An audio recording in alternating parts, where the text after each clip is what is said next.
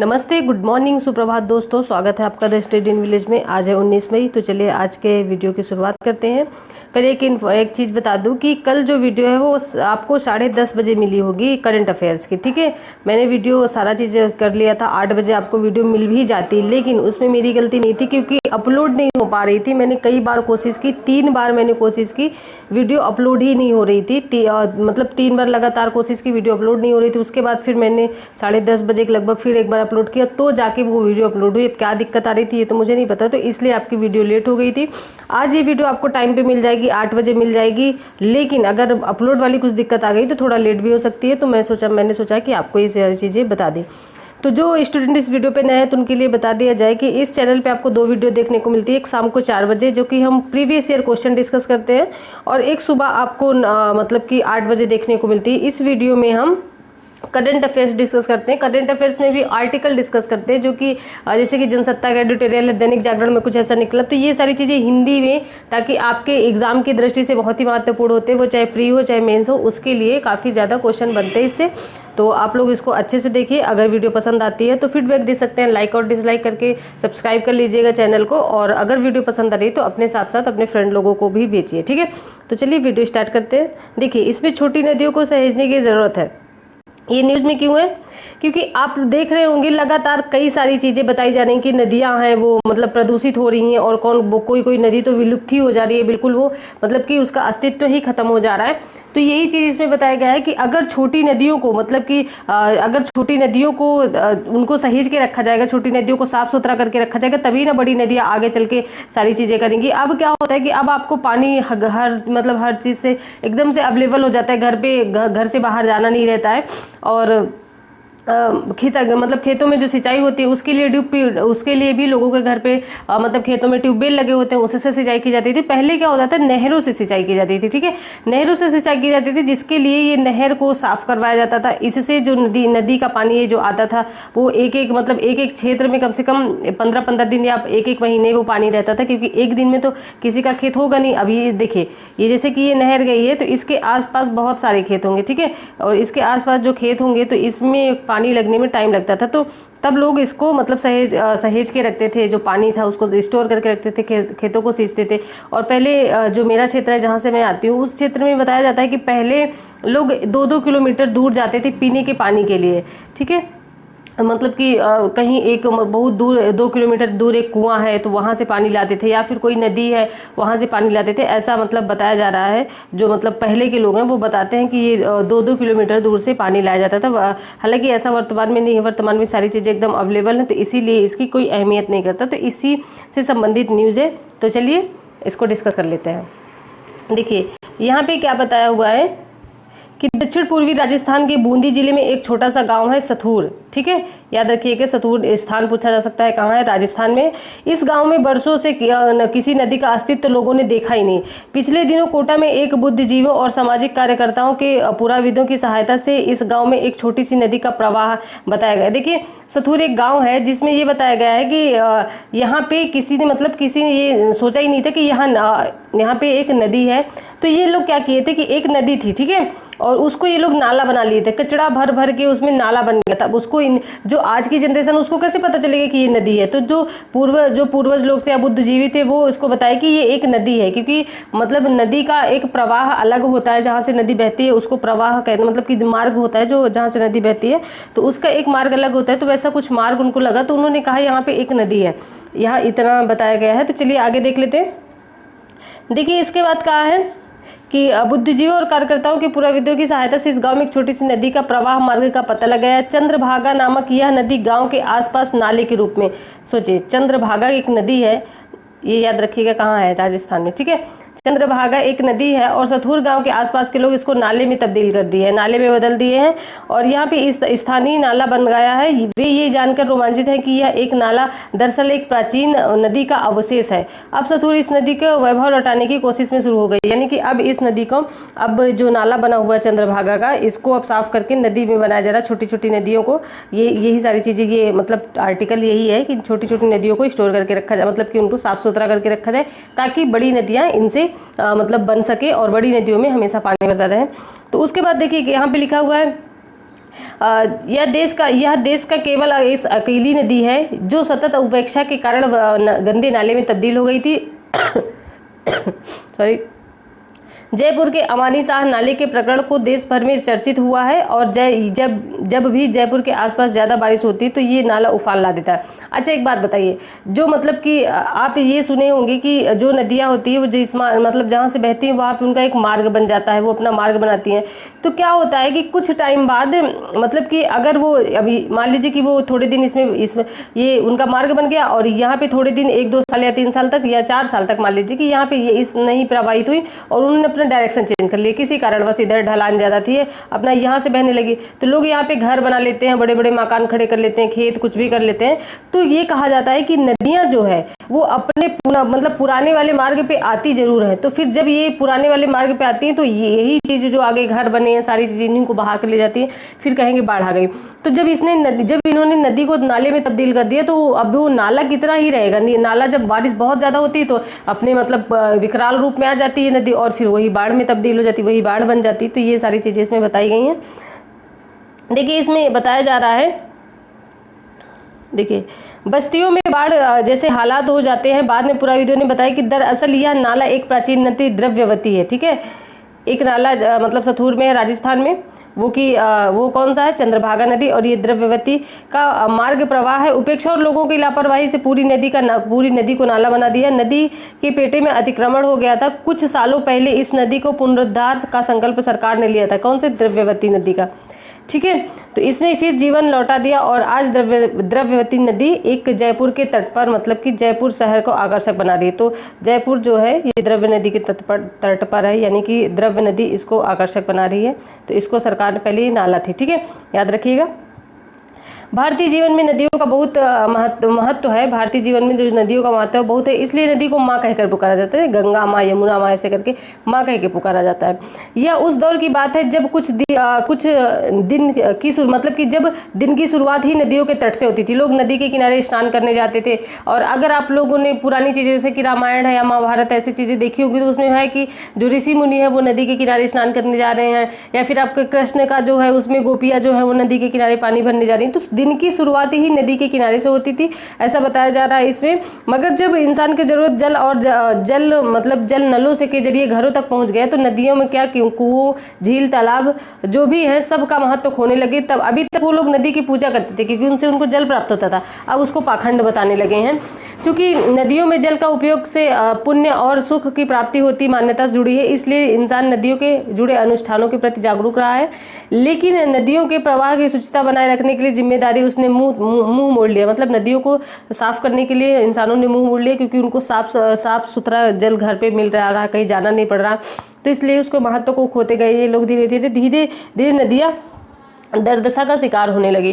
तो यहाँ पे है कि पहले लोग इसका मतलब दिन की शुरुआत ही मनुष्य के एक नदी से होती थी। नदी के तट पर जाते थे, नहाते थे, मतलब स्नान करते थे और पानी लेके आते थे, लोग उसका पानी पीते भी थे। तो ये सारी चीज़ें नदियों के तट से शुरुआत होती थी। जैसे कि मैंने अभी बताया कि हमारे यहाँ जो है 2 किलोमीटर दूर से पानी लाया जाता था, ठीक है। अभी लेकिन वर्तमान में ऐसी मतलब स्थिति नहीं है, पहले की बात है, दादा दादी के टाइम के। तो ये सारी चीज़ें हैं कि नदियों को ये लोग माँ कह के पुकारते हैं, फिर भी उसको मतलब अपनी माँ को कोई ऐसे छोड़ देता है क्या कि अकेले जाओ और फिर उसको नाले में तब्दील कर दिया। तो नदियों को ऐसे मतलब इन्होंने ये सारी चीज़ें लोगों ने जब उनकी ज़रूरत खत्म हो गई तो उसमें कचरा भरने लगे और वो नाले में बदल गई। तो इसमें ये बात कही है। चलिए आगे चलते हैं। देखिए यहाँ पे बताया हुआ है कि महाभारत एक ऐसा स्थान मतलब महाभारत एक ऐसा स्थान पर है, यहाँ पे लिखा हुआ है अति परिचयाद अवज्ञा भवती, यानी कि अत्यधिक घनिष्ठता कई बार उपेक्षा का कारण बनती है। यानी कि यहाँ पे देखिए इसका अर्थ क्या है, नदियों के साथ भी यही हुआ है। जब तक इंसानों को नदियों की जरूरत थी वह उन्हें सच्चे मन से पूछता रहा और जब उसकी जरूरत पूरी हो गई तो उसने उसे पूजा का पाखंड में मतलब पूजा से पाखंड में परिवर्तित कर दिया। कि आजकल लोग बड़े तार्किक होते जा रहे हैं, इन सब चीज़ों में बिलीव नहीं करते। मतलब ये नहीं बोल रहा है कोई कि आप आस्तिक बनिए, लेकिन मतलब ऐसा है कि जो प्राकृतिक चीज़ें हैं उन पर आपको मतलब विश्वास करना चाहिए। कि जैसे नदी है, जंगल मतलब फॉरेस्ट है, भगवान जी की मतलब पूजा वो तो आपके मतलब अनुसार है कि आप कर रहे हो या नहीं कर रहे हो, जो भी है, जो जिसको भी आप मानते हैं, अल्लाह गॉड भगवान जो भी है, तो उनकी पूजा कर रहे हो कि नहीं ये तो नहीं है, लेकिन आपको प्राकृतिक चीज़ों पे भरोसा करना चाहिए, पहले उसकी पूजा करते हैं। ऐसे ही हम लोगों ने सिंधु घाटी सभ्यता में भी पढ़ा था। सिंधु घाटी सभ्यता में सारी चीज़ें हैं कि वहाँ पे भी लोग नदियाँ मतलब स्नान करने आते थे, जो बड़ा सा एक जल का कुंड मिला था उसमें लोग स्नान करने जाते हैं। ऐसा अनुमान लगाया गया इतिहासकारों के द्वारा कि ये कोई विशेष मतलब जब समय रहा होगा तब ये लोग नहाने आते हैं। जैसे कि हमारे यहाँ क्या होता है कि लोग गंगा नहाने जाते हैं, वहाँ पे अमावस्या या पूर्णिमा के दिन से या कोई और पर्व होता है तो उसमें गंगा नहाने जाती है, तो वो भी विशेष पर्व पर आते होंगे। अच्छा बता दूं कि आपको जो वीडियो है जो शाम को 4 बजे मिलती है उसमें सारी चीज़ें कंप्लीट कर दी गई हैं, ठीक है, जिसमें से सिंधु घाटी सभ्यता है, वैदिक काल है और पाषाण काल है, जैन धर्म, बौद्ध धर्म, ये सारी चीज़ें कंप्लीट हो गई। अभी मौर्य साम्राज्य चल रहा है और बहुत डिटेल में आपको क्वेश्चन के साथ उसका सोल्यूशन भी बहुत अच्छे से बताया जाता है, ठीक है। तो यहाँ पे मतलब उसको पूजा में पाखंड में परिवर्तित कर दिया, और क्या चूंकि उनका प्रवाह क्षेत्र कम था इसलिए उपेक्षा ने उन्हें नाले में तब्दील कर दिया, यानी कि वो बहुत ज़्यादा प्रवाह क्षेत्र में नहीं बहती थी तो उसको नाले में ही बदल दिया, ये कहा गया। और कई जगह तो नदियों के पेटे में हुए अतिक्रमण ने नदियों के अस्तित्व की पूरी तरह समाप्त कर दिया। कई जगह तो नदियाँ ही समाप्त हो गई, कोई तो नदी नाले में तब्दील हो गई और कोई नदी ही समाप्त हो गई बिल्कुल से। वहाँ लोगों ने जो नदी का मार्ग था वहाँ पे उसको मतलब वहाँ पे मिट्टी डाल के पूर पार लिया और उसको घर बनाने लगे, ठीक है। चलिए आगे चलते हैं। देखिए यहाँ पे क्या लिखा हुआ है, अब ये आपके लिए इम्पोर्टेंट है, इसको आप याद रखिएगा। देखिए नदियों के अस्तित्व को पूरी तरह समाप्त कर दिया मुंबई में, आप ये याद रखिएगा। बम्बई की मीठी ये याद रखिएगा कि महाराष्ट्र में कौन कौन सी नदियाँ पाई जाती हैं, और इसको लिख भी लीजिएगा क्योंकि कई बार जो स्टेट पीसीएस होते हैं ना उनमें ये सारे क्वेश्चन बन जाते हैं। और मेरा विश्वास नहीं करिए, आप इस क्वेश्चन पेपर उठा के देखिए कि नदियों से कितने सारे क्वेश्चन बने कि कौन सी नदी कहाँ पाई जाती है। तो आप जो मतलब फेमस नदी रहती है वो याद किए रहते हैं क्योंकि अब क्वेश्चन जो है ना वो स्टैंडर्ड आने लगे हैं। और जो थोड़ी सी मतलब कि अब मान लीजिए कि ये न्यूज़ में दे दिया आपको, नदी का नाम दे दिया, आपने इसको कभी पढ़ा ही नहीं, आप लोग सोच रहे पता नहीं कहाँ से आ गया ये, ऐसी नदियाँ तो हमने नहीं पढ़ी, तो ऐसे क्वेश्चन पूछता है। तो आप याद रखिएगा मुंबई में मीठी और दहीसार, आशीवरा और पैसर नदियाँ, ये 4 नदियाँ हैं मौजूद हैं। मतलब इनकी हालत क्या है, ज़मीन के लिए इंसान की अनियंत्रित लालसा, मतलब ज़मीन के लिए अभी मैंने कहा था ना कि जो मतलब ज़मीन के लिए, यानी कि इसको पूर लिया और इसको मिट्टी डाल के इसको बराबर कर लिया और इस पर घर बना लिया, तो ज़मीन चाहिए उनको, इसलिए अनियंत्रित लालसा नदियों का यह हाल कर दिया है। कुछ साल पहले चेन्नई में बाढ़ आई तो मालूम हुआ कि वहाँ के कोम, ये भी नदी लिख लीजिए, कोम, अडयार, कोरतलाईयार और नदियों के प्रवाह, ये 3 नदियाँ चेन्नई की यानी कि तमिलनाडु के रास्ते में बस्तियाँ बस गई हैं, ठीक है। और क्या है, यह किसी एक नगर की कहानी नहीं है, सारे देश में छोटी छोटी नदियों की दुर्दशा यही है, कोई एक नगर की नहीं है कि चेन्नई या मुंबई या फिर राजस्थान या फिर मतलब जयपुर, कुछ ऐसा नहीं, सारे राज्यों में ऐसा, ठीक है। पुराणों के अनुसार ये कहा गया है कि जो दुष्यंत और शकुंतला थे जो कि मतलब एक नदी के किनारे मिले थे, तो वो भी एक नदी के किनारे ही मिले थे और वो भी एक छोटी सी नदी थी। और वो वहाँ पे, तो ये कौन सी नदी, इस पर बात कर लेते हैं। उसके साथ एक नदी बहती थी, मतलब कि एक जो कोचिंग के लिए मतलब फेमस है ना, कोचिंग के लिए कोटा, राजस्थान में कोचिंग के लिए एक मतलब ऐतिहासिक स्थल फेमस है कोटा। वहाँ पे एक स्थल है कंसुआ, ठीक है, कोटा के पास एक स्थल है कंसुआ, और यह महर्षि कम्ब का आश्रम था। मगर कंसुआ के उस मालिनी नदी, याद रखिए कौन सी नदी है, मालिनी, जो शकुंतला और दुष्यंत की मुलाकात हुई थी वो मालिनी नदी पर हुई थी। तो ये मतलब कि कसुआ जो कि कंसुआ है जो कि मतलब कोटा के पास है, वहाँ पर हुई थी, तो आप इसको याद रख सकते हैं। देखिए कितनी नई चीज़ें जानकारी इसमें मिल रही है आपको, ये सारी चीज़ें आप मतलब आर्टिकल में सारी चीज़ें आपको मिल जाती हैं, रामायण से लेकर महाभारत, पुराणों से लेकर सब कुछ। तो मालिनी नदी का नामो निशान नहीं मिलता था, पर मतलब वर्तमान में क्या हुआ, प्राचीन नदी की छत पर चढ़कर देखे तो यह एक नदी का मार्ग मतलब कि लगता था कि यहाँ से एक नदी बहती थी, ऐसा मार्ग मिलता था। लेकिन जो वहाँ का उसकी जो मालिनी नदी है उसका नामो निशान खत्म हो गया था, जो अब एक गंदे औद्योगिक नाले का मतलब प्रवाह मार्ग है। 70 के दशक में 70 के दशक तक बारिश के दिनों में इस जगह का दृश्य बहुत ही अच्छा लगता था, बहुत ही रमणीय लगता था, ये बताया गया है। स्पष्ट है कि यह कभी किसी बरसाती नदी का प्रवाह मार्ग रहा होगा। उत्तर प्रदेश के फैजाबाद जिले में के करीब आधा दर्जन छोटी नदियों का अस्तित्व संकट में है। कौन कौन सी हैं? देखिए गोमती की सहायक नदी आपसे पूछी जा सकती है, यूपीपीसीएस का एग्जाम देंगे तो आप याद रखिएगा और नदियों को लिख भी लीजिएगा। मैं बार बार ये चीज़ बोल रही हूँ कि आपको जो फैक्ट बताए जा रहे हैं वो लिख लीजिए, आपके एग्जाम की दृष्टि से बहुत ही इंपॉर्टेंट है, प्री में बहुत ज़्यादा पूछे जाएंगे, फिर आप लोग ताकते रह जाएंगे और यही होता है कि सब दूसरे से अच्छे नंबर मतलब आ जाएंगे आपको। तो गोमती की सहायक नदी कौन सी है? तिलोद की, तमसा, और यहाँ पे देखिए मडहा, बिसुही और कल्याणी, ये नाम आपके गोमती के सहायक नदी है। तमसा और कल्याणी नदी जो पौराणिक महत्व का माना जाता है। सहारनपुर में पाँव धोई नदी, सहारनपुर में देखिए ये पूछा जा सकता है पाँव धोई नदी किस किनारे, सहारनपुर में जो है पाँव धोई नदी के गंदे नाले में बदल गई, लेकिन उसे लोगों की जागरूकता ने पूरी हालत से मुक्त करा दिया। यानी कि पाँव धोई नदी, इसको पाँव धोई क्यों है, यहाँ लोग पैर धुलते थे क्या? क्योंकि जो पैर होता है उसको हम मतलब कि ग्रामीण क्षेत्र में जो स्थानीय लोग उसको पाँव बोलते हैं। पाँव धोई नदी, तो इसे आप याद कर लीजिए, याद करने का एक तरीका है, ठीक है, ये मतलब भूलेगी नहीं, सहारनपुर में पाँव धोई नदी है, तो याद करने का एक तरीका है। लेकिन उसे लोगों की जागरूकता ने बुरी हालत से मुक्त कराने में मतलब सफलता पाली, वो मुक्त हो गई, यानी कि वो एक नदी बन गई है। काली हिंडन, मानसियता और गुंता जैसी नदियां अपने उद्धार की प्रतीक्षा कर रही हैं, यानी कि काली हिंडन, मानसियता और गुंता, ये नदियां सोचे कि इनको भी कोई मुक्त करा ले नाले से। तो यहाँ पे उत्तराखंड में कुमाऊं मंडल में स्वाल नदी, ये भी याद रखिएगा, कितनी सारी नदियाँ हम लोगों ने डिस्कस कर ली। उत्तराखंड में स्वाल नदी का अपना एक अस्तित्व खो रही है। बिहार में कटिहार से गुजरने वाली भरसना, बिहार वाली भी याद कर लीजिएगा, बिहार वाली लिख के लग लीजिएगा क्योंकि बिहार से भी क्वेश्चन बनते हैं, ठीक है, नदियों से। कटिहार से गुजरने वाली भरसना, चापी, कमला और पलटनिया, ठीक है, ये नदियाँ गर्मी में मतलब शुरुआत के साथ ही हाफ गई, यानी कि गर्मी शुरू होते ही ये नदियाँ सूख गई। तो आप मतलब देखिए ये सारे क्वेश्चन ना रटना नहीं है आपको, बिल्कुल भी रट के मत याद करिए। मतलब कि उसको लिख लीजिए और लिख के एक साइड रखेंगे, जब उसको रोज रोज देखेंगे तो आपको रटना नहीं पड़ेगा, आपको याद ही हो जाएंगे, ठीक है। एक ही दिन में ऐसा मत करके एक ही दिन 4-5 घंटे नदियों याद करने में लगा दिए, ऐसा नहीं करना है। बस उसको 10-5 मिनट डेली देख लीजिए। देखने का मतलब ये नहीं देख के रख दिए, थोड़ा सा उसको 10-5 मिनट पढ़ लीजिए। जब डेली आपके हैबिट में चीज़ें आ जाएगी तो अपने आप ऑटोमेटिक ये सारी चीज़ें याद हो जाएंगी, ठीक है। उसके बाद क्या है, सतपुड़ा की दूधी, मछवासा, आंजन, ओल, पलकमती और कोरनी, ये नदियों का हाल भी बुरा है। तो यहाँ पे यही सारी चीज़ें बताई गई हैं, अच्छे नहीं है। मध्य प्रदेश में कौन सी एक नदी है, दूधी नदी, जो कुछ समय पहले ही बारहमासी नदी को माना जाता था, लेकिन अभी दूधी नदी को बारहमासी नदी माना जाता था, कहाँ, मध्य प्रदेश में। लेकिन अब इसका जल स्तर बहुत ही नीचे आ चुका और इसको छोटी नदियों में गिना जाने लगा, ठीक है। तो यहाँ पे देखिए छोटी नदियों की दुर्दशा का कारण बहुत मतलब क्या है, बड़ी नदियों का जल प्रवाह में कमी भी आती है। अगर छोटी नदियों की दुर्दशा हो जाएगी तो बड़ी नदी में जल कहाँ से आएगा, बड़ी नदियाँ भी खत्म हो जाएंगी। राष्ट्रीय शोध संस्थान नागपुर ने कुछ दिनों पहले अपनी एक रिपोर्ट में कहा कि गंगा, यमुना, नर्मदा, गोदावरी और कावेरी सहित देश की 14 प्रमुख नदियों का कुल 85% जल प्रवाहित होता है। ये सभी नदियाँ इतनी प्रदूषित हो चुकी हैं कि देश के 66% बीमारियों का कारण बन रही हैं। सोचिए इसमें कितना जल बहता है, तो 85% जल बहता है। कौन कौन सी नदियाँ हैं याद करिए, गंगा, यमुना, नर्मदा, गोदावरी और कावेरी, इसमें 85% जल बहता है, लेकिन 66% लोगों की बीमारी का ये कारण बनी हुई है क्योंकि इतना ज़्यादा प्रदूषित है। आप इसको मतलब इसमें आप ध्यान दे सकते हैं।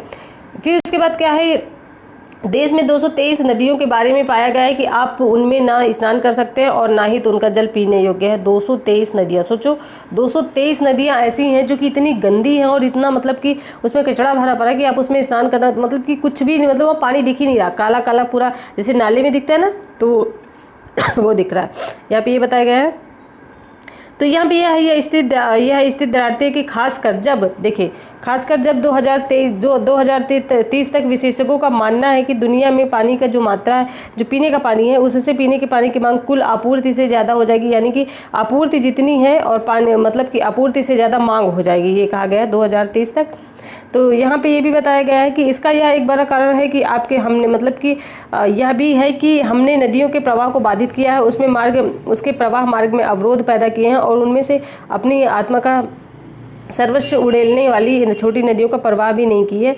यानी कि उनके मार्ग में हम लोगों ने अपना मतलब क्या ही बताया, इंसान को अब क्या बताया जाए कि मतलब कि क्या करे, नहीं तो वो दूसरे को उसमें भी मतलब अपना कब्जा कर ले। पता है क्या होता है, अगर आप मतलब ये चीज़ से होंगे, ग्रामीण क्षेत्र से जुड़े होंगे, तो आपको पता होगा कि एक खेत है, तो ये जो खेत है ये जैसे कि ए का है और ये खेत है बी का, तो इसमें जो ये वाली जगह होती है, ये वाली, ठीक है, ये जो जगह होती है, इसमें ये दोनों ए और बी लड़ते रहते हैं। छोटी छोटी जगहों के लिए यहाँ पे ग्रामीण क्षेत्रों में झगड़ा होता है, मतलब कि थोड़ी अशिक्षा का अभाव रहता है यहाँ पे कभी कभी, मतलब ग्रामीण क्षेत्रों में जो शिक्षा का अभाव रहता है, बहुत ज़्यादा लोग शिक्षित नहीं होते हैं।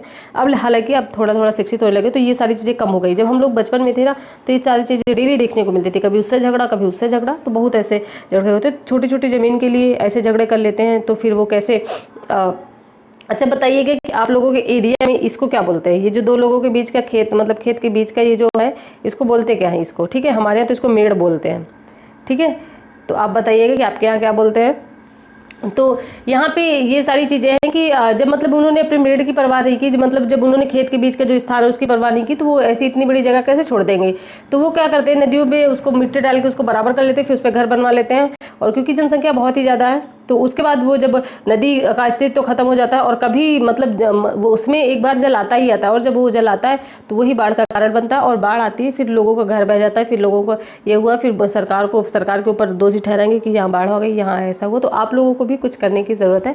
हम लोग मतलब कि भारत के नागरिक हैं, तो हमारे भी कर्तव्य हैं, हमको मौलिक कर्तव्य दिए गए हैं कि हम भी कुछ करें, ठीक है। यानी कि अगर हमको कोई चीज़ मतलब कुछ हमको देती है, जैसे हमारे माता पिता हमको बहुत सारी फैसिलिटी या बहुत सारी सुविधाएं देती है, तो हमारा भी उनके प्रति कुछ कर्तव्य बनता है। इसीलिए देश हमको बहुत सारी चीज़ें देता है, देश हमको मौलिक अधिकार भी देता है, फंडामेंटल राइट्स भी देता है, और भी बहुत सारी चीज़ें देता है। तो हमारा भी कर्तव्य बनता है देश के प्रति कुछ करने का, तो यही कर दीजिए, ठीक है। एक मतलब कि एक तो पॉलीथीन मत यूज़ करिए, इसमें से क्या होगा, अगर आप पॉलीथीन यूज़ करना बंद कर देंगे तो पर्यावरण में ये मतलब पॉलीथीन कोई लेगा नहीं, मना कर दीजिए। सीधा अपना एक घर से बैग लेके जाइए, उस पर सामान लेके आइए। दूसरी बात ये है कि छोटी छोटी मतलब आप एक स्थान बनाइए जहाँ आपको कचरा डालना है। ऐसे अगर मतलब देखिए, शहर से आते हैं तो शहर में क्या होता है कि आपको गाड़ी आती है, ठीक है, वो आपको कचरा उठा के ले जाएगी। और गांव से आते हैं तो एक गड्ढा बड़ा सा खोदिए, मतलब एक बड़ा सा गड्ढा कीजिए, और उसमें क्या है, गड्ढे में आप कचरा डाल दीजिए। जब वो गड्ढा फुल हो जाए तो उसको मिट्टी से ढक दीजिए, वो आपकी खाद भी बन जाएगी। और उससे क्या होगा, जब वो खाद बन जाएगी आपके खेतों के लिए भी उपजाऊ हो जाएगा, और कचरा भी नहीं फैलेगा। तो ये भी हम लोगों की जिम्मेदारी है, सबकी, मतलब कि आजकल के युवा की, सबके लोगों की जिम्मेदारी। आप अपने घर में भी ये सारी चीज़ें बता सकते हैं, ठीक है। पानी को वेस्ट मत करिए बिल्कुल भी। अगर आपको ज़रूरत है थोड़ा सा, मतलब एक ही बार में कई जितना ज़रूरत है उतना भर लीजिए, ताकि उसको बार बार मतलब कि पानी वेस्ट ना किया जा सके, ठीक है। तो ये बताया गया है इसमें। यहाँ पे बताया गया है कि देखिए, नदियाँ सुखी ना हो तो क्या करें, सॉरी, नदियाँ दुखी ना हो तो क्या करें। ब्रिटेन, फ्रांस, जर्मनी, नीदरलैंड सहित यूरोप के विविध देशों में शायद नदियों के तटबंध तोड़े जा रहे हैं। पता है, जिसको तटबंध बनाए जाते हैं ना, वो तोड़े जा रहे हैं। क्यों? क्योंकि यहाँ पे नदियों का मतलब कहा गया, नदियों का उद्दाम प्रवाह की आज़ादी मिल सके, यानी कि उनको बहने की आज़ादी मिल सके। एक मतलब निश्चित रेखा खींच दी जाती है, उसको मतलब कि सीमेंट वगैरह का बना दिया जाता है कि नदी इतने में ही बहे, तो ये इधर उसको काट थोड़ी ना पाएगी, उसको नदियों में ऐसे ऐसे बहते चली जाएगी, ठीक है। तो ये सारी चीज़ें इसमें बताई गई हैं कि अब पता है क्या है कि जो यूरोप के लोग हैं वो मतलब ज़्यादा से ज़्यादा, मतलब कि जो वेस्टर्न कंट्री है वो भारत के कल्चर अपनाती, चाहे वो खाने पीने में हो या रहन सहन में हो या साड़ी में। बहुत सारे मैंने ऐसे देखे, ऐसे लोगों को ऐसे वीडियोस देखे हैं जो कि अमेरिका से वो बड़ी बड़ी जॉब छोड़ के यहाँ के मतलब श्री कृष्ण के भक्त बने पड़े हैं। तो ऐसे यहाँ पे वहाँ के लोग यहाँ का कल्चर अपनाते, तो अपनी संस्कृति को पहचानने की ज़रूरत हमें है। और हम लोग क्या है, हमारे यहाँ की जो है वो वेस्टर्न कंट्री के चक्कर में पड़े हैं कि हमको ये ऐसे रहना चाहिए, ऐसे कपड़े पहनना चाहिए, ऐसा करना चाहिए। कुछ नहीं, आप भारत की जैसी संस्कृति पूरे विश्व में कहीं देखने को नहीं मिलेगी। ये चीज़ आप देखिए, यहाँ नारियों का सम्मान होता है, मतलब कि, और यहाँ पे बहू बेटियों के साथ उतने अच्छे से पेश किया जाता है। वहाँ पे ऐसा कुछ नहीं होता है, ठीक है। वेस्टर्न कंट्री में जो रह रहे हैं उनसे पूछिए कि आपको मतलब कि वहाँ पे अपनत्व का भाव बहुत कम मिलेगी। यहाँ पे है कि भारत में अपनत्व का भाव आपको बहुत ही ज़्यादा मतलब देखने को मिलेगा। अगर आपको थोड़ी सी दिक्कत हो गई तो आसपास पड़ोस के सब लोग देखने चले आएंगे, गाँव में है तो और भी ज़्यादा लोग देखने चले आएंगे। तो ये हमारा कल्चर है कि मतलब कि कुछ भी आपको हो गया और वहाँ पे आपको कुछ भी हो गया तो आपको देखने कोई नहीं जाता, पुलिस को इन्फॉर्म करेगा, ये हो गया, पुलिस अपना समझे। तो यहाँ पे मतलब कि भावनात्मक चीज़ें ज़्यादा है, तो आप यहीं पे सबसे ज़्यादा सबसे अच्छी बात है, ठीक है। तो यहाँ पे बताया हुआ है कि जो नदियों को उद्गम स्थल है, यहाँ पे ये सारी चीज़ें बताई हुई हैं, तो आप इसको ध्यान दे सकते हैं। जो सारी चीज़ें थी मैंने इसमें आपको डिस्कस कर दी। और यहाँ वहाँ के तटबंध तोड़े जा रहे हैं ताकि नदियाँ अपने प्रवाह स्थल में जहाँ पे वो बहती वहाँ पे भाग ले सके, ठीक है। तो चलिए आगे चलते हैं अगले आर्टिकल की ओर। या ये आर्टिकल आई होप आपको क्लियर हो गया होगा, लेकिन अगर आपको फिर भी कोई डाउट है तो कमेंट बॉक्स में बता सकते हैं। मैं बहुत डिटेल में इसको डिस्कस करने की कोशिश की है, सारी चीज़ें आपको बता दी है। ये है पेड़ प्रत्यारोपण से संवर रहा पर्यावरण। इसमें क्या बताया हुआ है देखिए, इसमें क्या है कि हाल ही में केंद्रीय परिवहन एवं राजमार्ग मंत्री नितिन गडकरी जी ने कहा है, सड़क निर्माण के दौरान अब पेड़ों को काटा नहीं जाएगा, बल्कि उन्हें एक स्थान से हटाकर दूसरे स्थान पर शिफ्ट किया जाएगा। देखिए जैसे कि ये रोड है, ये सड़क है, ठीक है, तो इधर पेड़ लगे, इधर पेड़ लगे, इधर ये पेड़ लगे, ये पेड़ लगे। अगर हमको रोड को मतलब इसको थोड़ा सा और चौड़ा करना है तो ये यहाँ से करेंगे और यहाँ से करेंगे, तो ये पेड़ काट दिए जाते थे। तो अभी नितिन गडकरी जी ने कहा है कि ये पेड़ अब काटने की जरूरत नहीं है। अब मान लीजिए ये पेड़ काटने की जरूरत क्यों नहीं है, तो ये जैसे कि ये सड़क है और इसको अब यहाँ पे पेड़ है तो इसको आप काटिए मत, ये पेड़ को उठा के यहाँ पे कर दीजिए। अब आप सोच रहे होंगे कैसे यहाँ पे कर दें इन पेड़ों को, तो इसको मतलब बहुत ही इसमें मतलब बहुत ही इसको अच्छे से किया जा रहा है। इन पेड़ों के पहले मतलब ये जहाँ पे लगाया जाएगा यहाँ की ज़मीन अच्छी है कि नहीं, बड़े पेड़ हैं, फिर इनको कई सारे मतलब पेड़ों को इनको काट के मतलब नीचे से उखाड़ के कई लोग लगते हैं, कई मशीनें लगती हैं, तब उसको दूसरे स्थान पर रखा जाता है। तो ये सारी चीज़, इसमें खर्च बहुत है, यानी कि इसमें बहुत ज़्यादा महंगाई है। तो यही सारी चीज़ें आप इसको देखिए, आगे पढ़ते हैं। इसमें दूसरे स्थान पर शिफ्ट कर दिया जाता है। हालिया उदाहरण के अनुसार उन्होंने बताया कि महाराष्ट्र में राज्य की राष्ट्रीय राजमार्ग निर्माण परियोजना की एक खंड पर 1025 बरगद के पेड़ों पर, ठीक है, 1025 बरगद के पेड़ों को किनारे सड़क मतलब इनको मतलब सफलतापूर्वक दूसरे स्थान पर प्रत्यारोपित किया गया है। कहाँ? मुंबई में। खास बात यह है कि इनमें 85% पेड़ सुरक्षित है, यानी कि मतलब जिसमें से इतने से 1025 से 85% पेड़ सुरक्षित है, और तो फिर मतलब कि कुछ नष्ट हो गए हैं, मतलब सूख गए हैं। पेड़ों का प्रत्यारोपण और विकास और पर्यावरण संतुलन को स्थापित करने की एक प्रभावी विधि मानी जाती है। विकास कार्यों के मतलब यहाँ पे पेड़ कटेंगे भी नहीं और उसको एक स्थान से दूसरे स्थान पर स्थानांतरित कर दिया जाएगा। परिस्थिति संतुलन और वायुमंडल में सुधार होगा। पेड़ पौधों की मतलब महती भूमिका होती है। ये तापमान, देखिए पेड़ पौधे का क्या होता है, ये आपके ज्योग्राफी में क्वेश्चन बन सकता है, तो इसको आप याद रखिएगा। आपसे स्टेटमेंट वाइज क्वेश्चन बन सकते हैं कि मतलब कि इसमें पेड़ों की क्या भूमिका होती है। तो ये तापमान नियंत्रण करते हैं, वर्षा करते हैं। आपको ऐसे दे दिया पेड़ों की क्या भूमिका होती है, ये तो मैं ऐसे नॉर्मल बता रही हूँ, ठीक है। ऑप्शन ए, वर्षा कराने में मददगार होते हैं, तापमान नियंत्रण करते हैं, जमीन को काटने से रोकते हैं। ये सारी चीजें, कई सारे और ऐसे क्वेश्चन बने भी हैं, ठीक है। तो इसके याद रखिएगा, तापमान नियंत्रण होता है, वर्षा कराने में मतलब मदद करते हैं, मृदा अपरदन को रोकने में, ऑक्सीजन के उत्सर्जन में, कार्बन डाइऑक्साइड के अवशोषण में सहायक होते हैं, ठीक है। सारी चीजें याद रख लीजिएगा।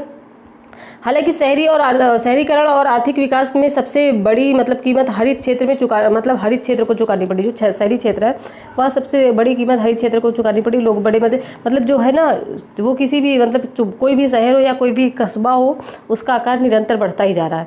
अब मान लीजिए यहाँ तक था, अभी फिर यहाँ घर बन गए, फिर यहाँ घर बन गए, फिर यहाँ घर बन, तो उसका लगातार निरंतर बढ़ता जा रहा आकार, जिसकी वजह से बहुत सारे पेड़ पौधों को काटा जा रहा है।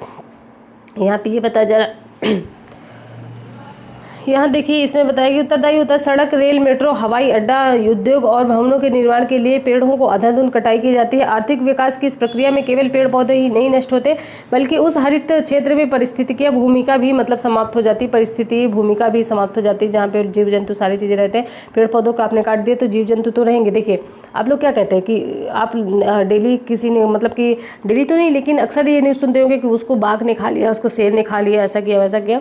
तो क्या होता है, वो एक टाइम पे एक जंगल हुआ होता है और उस जंगल को काट के आपने वहाँ पे घर बना लिया, तो वो जो शेर चीते हैं उनको पता है कि उनका क्षेत्र कहाँ तक है, वो अपने क्षेत्र में घूम रहे हैं, बशर्ते वो लोग जंगल को मतलब पेड़ पौधों को ढूंढ रहे होते हैं, लेकिन आपने वहाँ घर बना लिया तो उनको जो मिलता है फिर उठा के चले जाते हैं। हालांकि वो आपके क्षेत्र में नहीं, आप उनके क्षेत्र में गए हैं, ठीक है।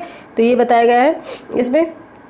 देखिए इसमें ये बताया गया कि इसकी लागत कई मतलब जो पेड़ को प्रत्यारोपित करने की इसकी लागत बहुत ज़्यादा है। जैसे कि पेड़ को तने का आकार मतलब इसको क्या जैसे पेड़ के तने का आकार चेक करते हैं, पुराने और नए स्थलों के बीच की दूरी चेक करते हैं, गंतव्य स्थान में भौगोलिक स्थिति दशा या चेक करते हैं। ये राष्ट्रीय राजमार्ग प्राधिकरण के अनुसार हर राज्य में पेड़ प्रत्यारोपित करने की जो लागत है वो अलग अलग है। तो यहाँ पे देखिए बताई हुई, हरियाणा में एक पेड़ की लागत है 30,000 रुपये और वहीं गुजरात में एक पेड़ की लागत है प्रत्यारोपित करने की 4,000 रुपये। महंगी प्रक्रिया होने के बावजूद मंत्रालय द्वारा पेड़ों को बचाने की कोशिश की तारीफ योग्य है, यानी कि उन्होंने पेड़ों को बचाने की कोशिश की। इतनी महंगी है फिर भी बड़े पेड़ों के प्रत्यारोपण के लिए नवंबर और दिसंबर सबसे अनुकूल महीना होता है। तो ये याद रखिएगा, क्योंकि क्वेश्चन बन सकता है आपसे कि किस महीने में मतलब कि ये मैं फैक्ट बता रही हूँ, लेकिन आपको स्टेटमेंट वाइज क्वेश्चन बनेगा कि ऐसा कौन सा महीना निम्नलिखित तथ्यों पर विचार कीजिए। ऐसा दे दिया कि जून और जुलाई के महीने में पेड़ प्रत्यारोपित करने की दशाएं अच्छी होती हैं, क्योंकि पेड़ प्रत्यारोपित तो होते हैं ना। तो यहाँ पे जून और जुलाई नहीं है, आप लोग इसको याद रखिएगा। कौन से महीने हैं? नवंबर और दिसंबर पेड़ प्रत्यारोपित के सबसे अनुकूल महीने होते हैं। यहीं से ऐसे ही क्वेश्चन बनते हैं और आप इसको याद रखिएगा। साथ ही गंतव्य स्थान से प्रकाश, नमी, मिट्टी, हवा और इसकी स्थिति का भी पता लगाया जाता है।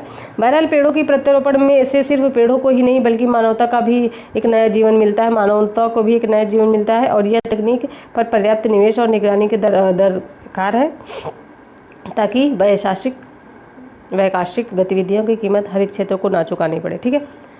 तो ये आर्टिकल आपको डिस्कस कर दिया गया, जो कि बहुत अच्छा आर्टिकल था और बहुत ही मज़ा आया डिस्कस करने में। चलिए आगे बढ़ते हैं।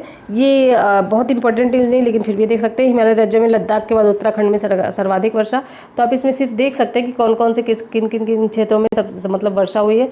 तो सबसे पहले कौन सा है? सबसे पहले है आपका मतलब कि जम्मू कश्मीर, फिर उसके बाद प्रदेशों में वर्षा मिली है, ठीक है। लद्दाख, उत्तराखंड, हिमाचल प्रदेश, उसके बाद अरुणाचल प्रदेश, मणिपुर, मेघालय, आपको 2-3 याद रखने हैं, सारे याद करने की जरूरत नहीं है। सबसे ज़्यादा आप जम्मू कश्मीर, लद्दाख और उत्तराखंड, हिमाचल प्रदेश ये याद रखिए, क्योंकि लाइन में लगाने के लिए आ जाता है कि सर्वाधिक वर्षा कहाँ हो।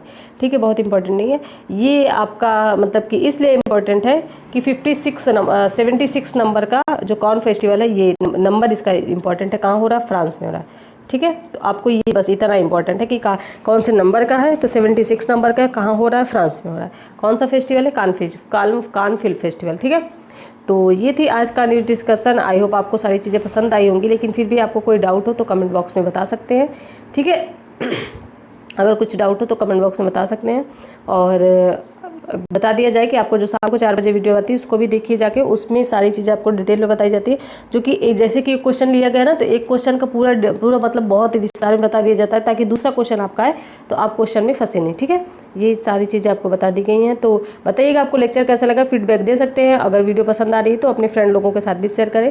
चलिए ठीक है, और ये वीडियो में 8 बजे आपको मिल जाएगी, लेकिन अगर अपलोडिंग में कोई दिक्कत आ गई तो फिर उसमें मेरी मतलब गलती नहीं है। उसमें मैं टाइम से अपलोड कर देती हूँ, बट उसमें कभी कभी यूट्यूब ऐसे नौटंकी करने लगता, अपलोड नहीं करता। ठीक है, तो चलिए मिलते हैं नेक्स्ट वीडियो में। अपनी स्टडी का ध्यान रखिए, अपने माता पिता का ध्यान रखिए। धन्यवाद।